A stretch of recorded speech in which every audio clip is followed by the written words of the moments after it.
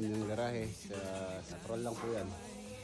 Sana inakyatan nila yan. And then, pagka high ceiling po kasi, dahil nga napakataas po ng kisame. Maliit lang po yung size niya. Nasa 2.5 lang yata to by 2. Plain white lang. 3 feet. Sa atin kasi, di halos na nasa ano yung isa. Dalawa yung dinala ko doon. Maganda sana itong project kung nasa open space. Kita yung design. Hidden beauty of Olongapo. Marami lang yung PVC panel dahil sa aligabok po yan. Matatago ko lang yata kayo dyan sa taas eh. Na, tato kayo dun. Berenda por. Ito pagkakalampod. Ano?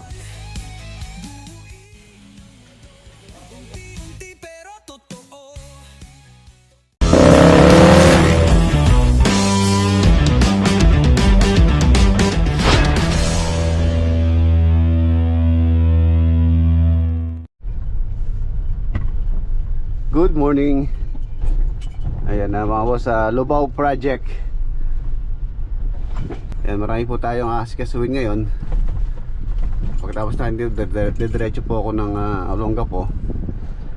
Yung sa tiles po sa Olongapo, kailangan na pumasikaso yun dahil para po magdire-diretso yung ginagawa nila doon. And then dito update tayo, nakapag-install na rin pala yung kausap natin sa UPVC. So silipin natin yung mga na-install na nila. Pero hindi pa po totally installed lahat. Yun lang muna natapos nila. So tara.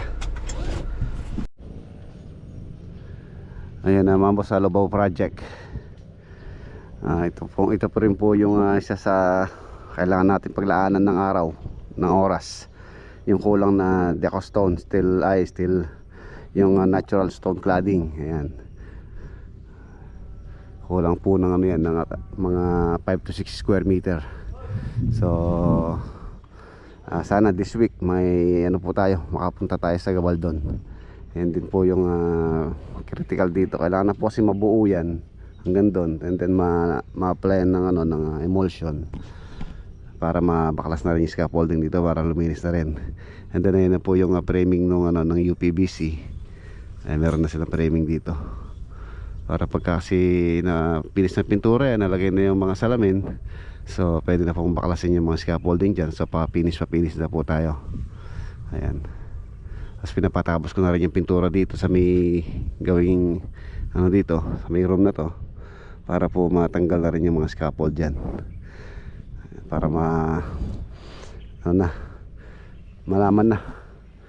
Ayan po yung perspective nya. So yun, stoko sa may bintana. Tapos yung mga ilaw pala, kailangan na rin ma-install din pala yung mga ilaw dito. Yan, yung ilaw dito baka this week mabili ko na rin po yun sa yun sa wall lamp dito. Meron dito yun, dalawa.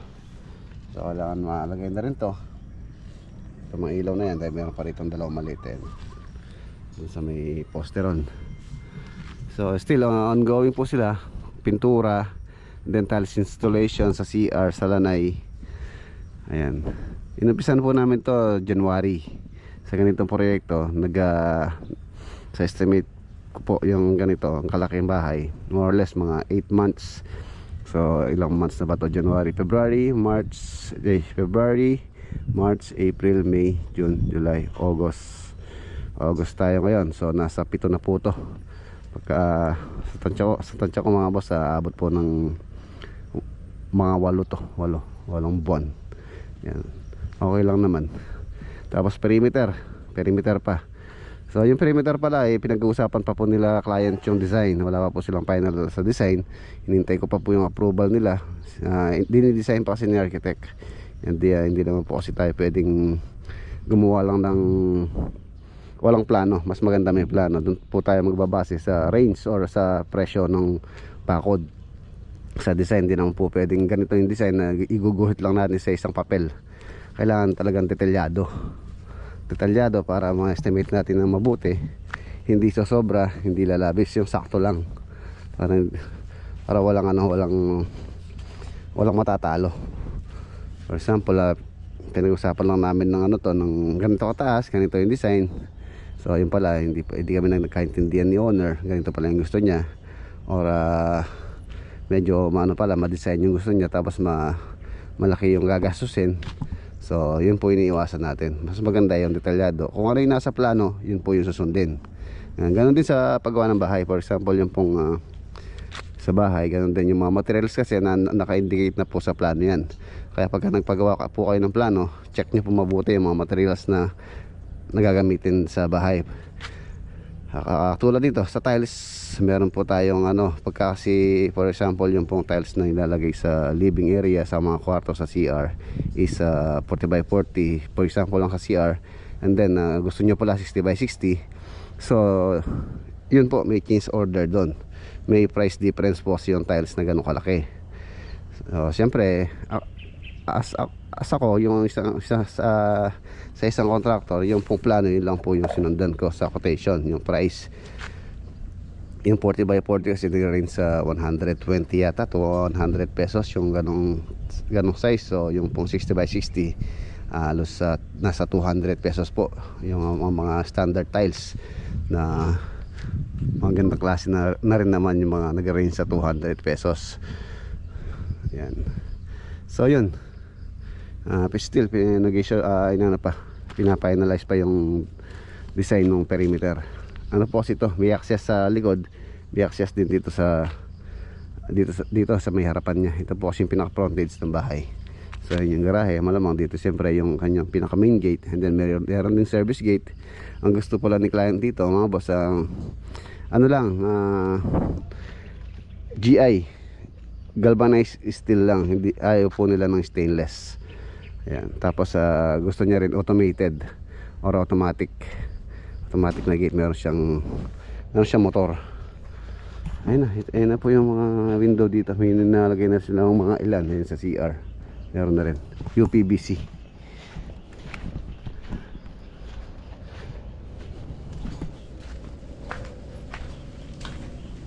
Yun o, reflective mirror pala to,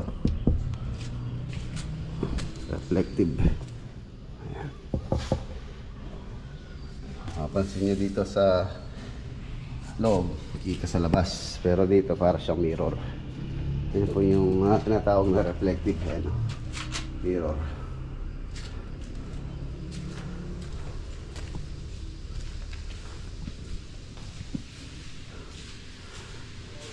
Dito hindi pa natin malagay kasi yung ano dito, yung wood planks. Pagka kasi umulan mga boss, mababasa po to. Pagka nabasa yan, magmamantsa.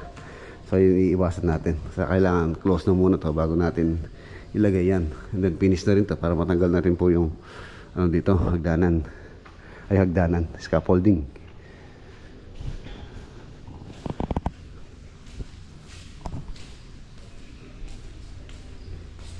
Seven months na po to. And then ito na po yung CR. Wala palang power dito. Ito yung tiles na napili ni client. Sa powder room po ito. Dual sink po yan. Dalawa yung kanyang sink. And then lang siya, water closet. Wala po siyang shower. Garahe. Tapos doon sa kabila yung maid's room. Yung maid's room wala pong access. Wala po siyang access dito sa loob. So pagka wala si owner, hindi po makakapasok si maid dito na walang pahintulot. So doon lang siya. Diyan lang sa may yung access niya. Pintuan niya sa may garahe. And then ito rin, yung gusto ni client din dito, yung kahawig nitong tiles, yung lalagay sa countertop nitong kitchen. Tapos si aircon, pinapatapos ko lang yung mga sinsilin dahil meron po sinsilin eh. Yung mga sinsilin hindi po sa kanila, so charge na lang sa owner yun, yung manpower nung nagsinsil. Binabaon po kasi namin yung copper tube. Ayan, dito medyo okay na pala, pero ito na pala yung mga nila, mga frame. And then salamin, malamang ito yung mga sliding. Color black pala yung napili nilang frame, UPVC. Black ng kapal, 2 inches. Ito na rin yung yung tiles dito sa lanay. Tsaka sa balcony, iisa lang po yan. Ganyan wood look. Yan. woodlock.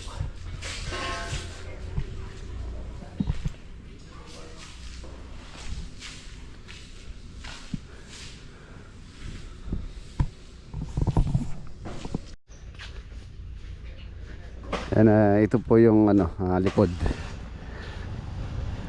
Actually, may daan din po siya rito. 4 na lote po kasi itong property nila Kuya Ed tsaka ni Ate Ellie dito. 4 na lote na tig po 400, ay tig to 240 ang isa lote. So 4 po ito. So nasa 900, tama ba? 960. Wait. Nasa 960 ang total lot area po nito. Hanggang dito po ito. Ayan, hanggang dito. Yung setback po ng pinakabahay, setback niya from sa pader, 3.5 meters sa gilid. Ganon din sa kabila, 3.5. So dito papalagay yata ng gate din dito sa client or si Kuya Ed. Dito sa sentro niya pinalalagay yung gate. Ayan. May balak din po kasi silang magtayo ng ano dito, ng kubo. Ang ano lang, ang concern ko lang dito, nung posing tinayo namin tong water source, pinasentro ni Kuya Ed. Kaya mukhang negative tayo sa sentro. Ayan, sentro po yan. Nung kasing nilagay yan, siya po yung naglagay ng location kung saan tatayo. Tapos nag setback kami dito ng 2 meters sa bakod. Kaya may setback po yan sa may gutter. Pagkakalam ko 1.5. Ayan, 1.5. And then dito na yung, ito na yung ano, property line. Meron po kasi ano yan, sidewalk. So hindi natin pwedeng isagad dito yung ano, yung pong perimeter. Hanggang dito lang tayo sa may moon naman po dun yan. So doon sa moon tayo susunod. Tsaka doon. Mapapansin nyo lahat ng bahay rito, ayan, naka setback ng at least mga 1.5 yan kung di ako nagkakamali. So yun, negative kami. Sabihin ko na lang kay Kuya Ed na hindi siguro niya na ano to, na forgot siguro niya na dito kasi niya pinalagay itong water source. 3 inches pipe po yan, for 4 na pyesa or 4 na tubo yung binaw namin dito. Submersible din po yan. Yan po yung gamit naming water source dito. Wala palang power ngayon, so malamang wala pang tubig pagka walang power syempre. Kaya kailangan meron talagang ano, kung maaari solar. Kaya may balak po silang pa solar dito. Laging nagbabrun out dito sa Lubao. At saka hindi sila makagamit ng grinder, mga power tools. Ano naman, mga buo-buo naman po yung tiles na nilalagay nila. Mamaya siguro after lunch na tayo pumunta ng Olongapo. Yung mga bibi pinakawalan nun nila. Ayan, ito po pala yung mga ano, mga bibing maliit, baby duck, mga baby duck. 2, 4, 6, 8, 10. So 15 pa po sila. Wala pang ano, wala pang sumusurrender. Yung pa lang ano, yung pa palang barako, nasintensyan na. Birthday ni Utol, pinauwi ko para ayun, naging ano, tanpulots. Ano po kasi siya, yung barako nung posing yung nung last na naging sisiw nito, inaano niya, inaaway niya. Kaya sabi ko tanggalin niyo na para walang kaaway itong mga maliliit. Inaaway niya yung maliliit noon, kaya siguro na namatay yun. 11 po yun, sana, hopefully sana to lumaki po to, yung mga ano na yan, 15 na bibi. Alas 4 daw magkaka-power dito, 7 to 4 walang power.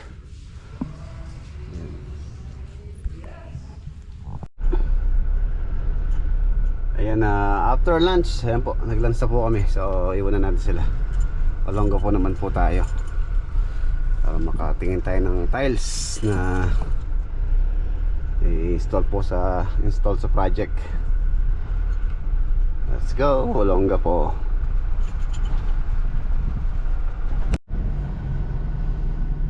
Ayan na, nandito na po tayo sa Olonga po. Titingin po ako ng ano, malapit na bilihan ng tiles dito para kuha muna ako ng mga ano, mga picture, mga sample.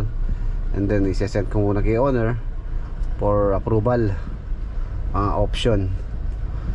So baka hindi pa po tayo makabili ngayon dahil nga sa time difference. Mag-aalas 2 na po ng tanghali dito, so malamang sa doon po sa kanila ay sa madaling araw na. So baka yun, kuha lang muna tayo ng mga option na pwede pong ilagay doon, then through pictures, and then sisend ko sa kanila for approval muna. Tapos update tayo sa project. Ayan, Olongapo City.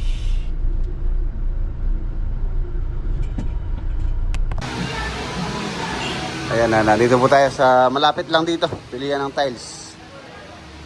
Ayun.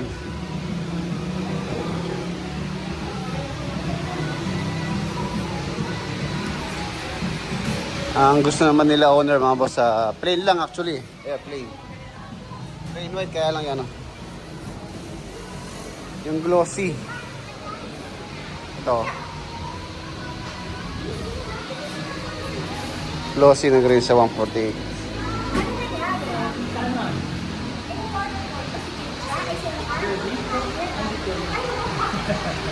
White.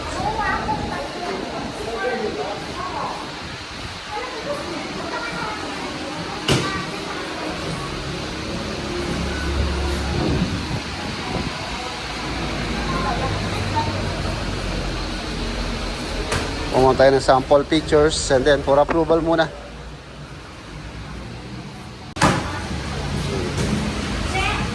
White.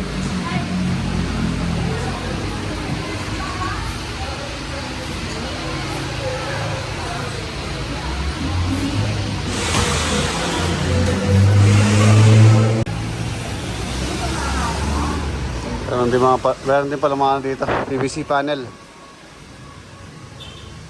295.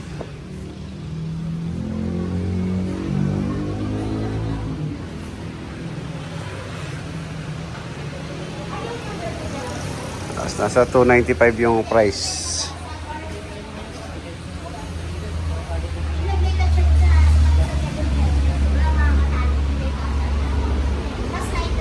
Po yung maninipis.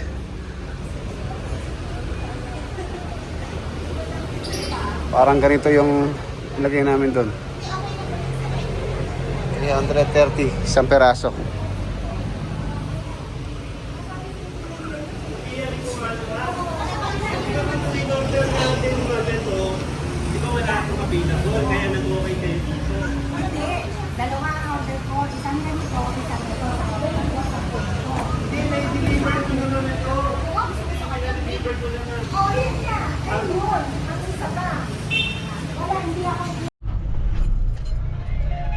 So ayan mga boss, marami na po akong pinuntahan. 3 store na yung pinuntahan ko. Yan dito, tsaka sa kabila, tsaka doon. So send ko lang kay owner, and then sana gising pa sila. Kung gising pa sila, so may makakapag-decide po sila. Lahat po ng project naman po namin is inaano ko muna sa owner yung tiles na gusto nila. For example, yun, gusto nila ng ano lang, yung white. So tumingin po ako ng mga white. Ano rin yung daw kung meron nung hindi masyadong maduming tingnan. So yun, tumingin tayo. So yan, marami na po silang option na pagpipilian. Hintayin ko na lang yung kanilang approval, and then ordering ko ngayon if ever na gising pa po sila. Pero pagka hindi na, so baka maybe tomorrow siguro utos ko na lang kay Bayaw. Ayan, so tara, punta na tayo sa sa project. Ayan na mga boss, nandito na tayo sa Olongapo. Yun, medyo medyo lumilinaw na itong project dito. PVC panel na rin tong garahe. Ayan, doon nagre-range po ng 330 to 300 itong nilagay po namin dito. Pero sa Pampanga, kuha ko po yan, mura lang doon kay Boss Rodel, mas matibay pa. Ayan siya. 90. Ilaw na lang. Yan, sa susunod na punta ko po rito, dadalhin ko na yung mga ilaw. Bibili ko na po yung mga ilaw para lumiwanag na po siya. Dito mga pin light. Dito pin light din yan.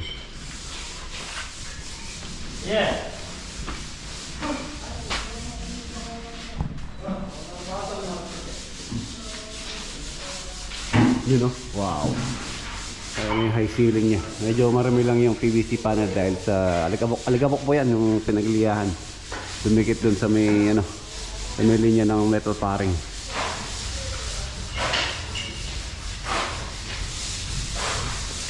Lalo sa preparado na po ito.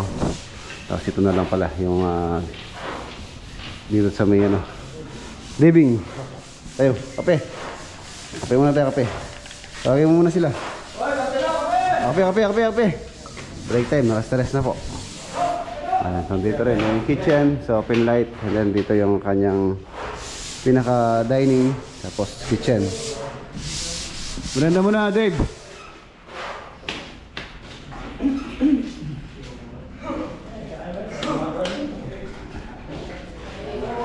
Dating old house din to mga boss. Kung parang yung project sa Pangasinan, parang nakikita ko rin dito. Kasi yung pong bahay dito, halos ganun din po yung tsura. Half concrete, half na wood. Pero itong bahay dito, halos ano na po, mahina na kumpara dun sa Pangasinan. Yung sa Pangasinan, medyo matibay pa. Dating stressful na project ngayon. Okay na. Pinduin nyo yung hamburger. Nagpabili yung hamburger. Yun o. Tapos yung mga bintana, ipapabricate ko na rin yan. Ipapabricate na. Oy, Brenda muna. Nagtatago ko lang yata kayo dyan sa taas eh. Nagtatago lang kayo doon. Nasali ko kayo ka rin. Hindi boss, may nakakil nga labla. Alam ko, nagtatago lang kayo doon. Brenda, Forma Manuel. Ito pala yung master bedroom, yung PVC ceiling. Tapos ito pa po yung nagawa rito, ayan. Pero maliit na living area, tapos kwarto, and then CR, tapos kwarto, and then laundry tsaka kitchen dun sa dulo. Ayan. Ayan. Tanggal na rin CR dito, and then yun na po yung ginagamit nila ngayon. Yung CR dun.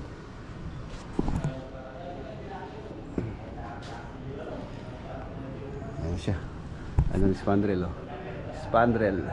Sayang po, ang ganda pa naman itong project. Kaya lang hindi po siya tanaw. Maganda sana ito kung nasa open space. Open space sana yung area. Hindi po tanaw yung kanyang design. Ayan. Ayan yung harapan niya. Pader. Kagandahan dito, may malakas man po na hangin, hindi siya hindi siya sapol. Sukli pa. Pamerenda ka muna. Pandiko. Basta railing yun, no? Okay. Medyo naano na po itong project na to, na-delay na. Numpisan din namin ito pagkakalam ko April, May, June, July, August. Alas 4 months na po. Dapat sa 4 months na yan. Tapos na to. So yan, yung tiles. Pag kami napili na po si owner, i-ordering ko na. Para anytime naman pwede na sila mag-tiles dito. Tulad dito CR, pwede na nilang umpisahan to. Yan. Pinalagyan ng niche ni owner yan.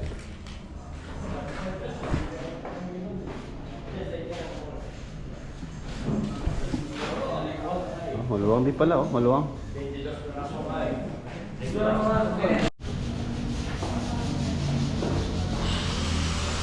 Ayan, malapit na to. Palagay ko mga more than 1 month pa.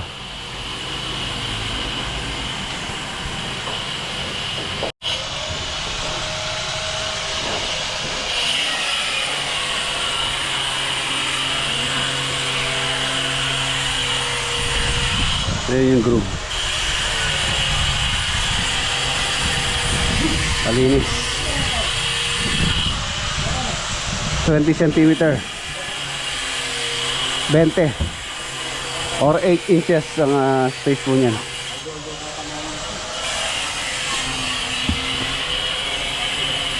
So tatambakan pa po to.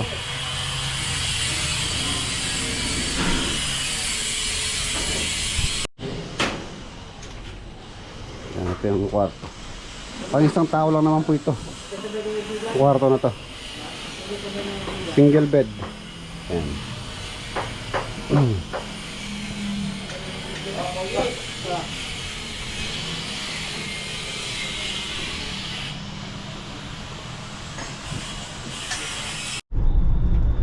Ayan na mga boss, papunta po tayo ngayon sa sa Lubao.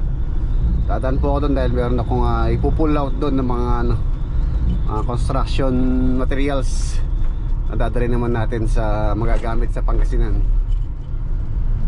Baka tingnan natin, baka mag-overnight na po ako dito sa Lubao dahil gagabihin na tayo.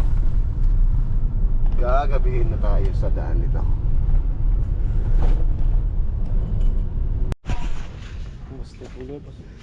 Ayan, nandito na tayo. So ito po yung kukunin ko. Yung formang ginamit namin, yung plastic, yung Santec. Yung Santec mga boss, maganda po ito. Halos binili ko po yan nung nag-start. Halos nag-start pa lang kami hanggang ngayon. Ibay pa. So sulit. Hindi tulad ng pinulik. Yung pinulik po siguro mga 2-3 beses lang magagamit, wala na. Hindi katulad nitong Santec.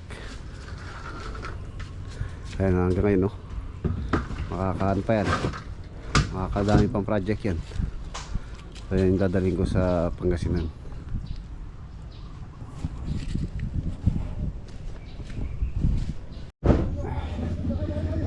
Dumaan ako ng kanina ng dinalapihan. Huli ako ng talakitok, paiihaw ko. Merong tanpulots.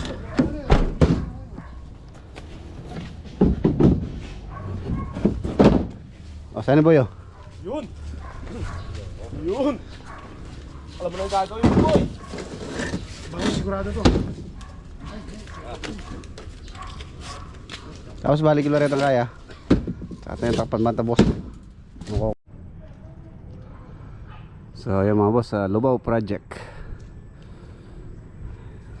Time check 5:37.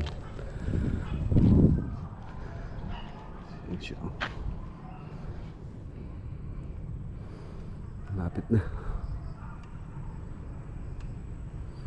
Ito yung kailangan mabili.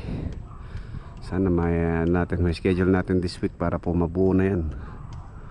Mabuo na itong harapan na to.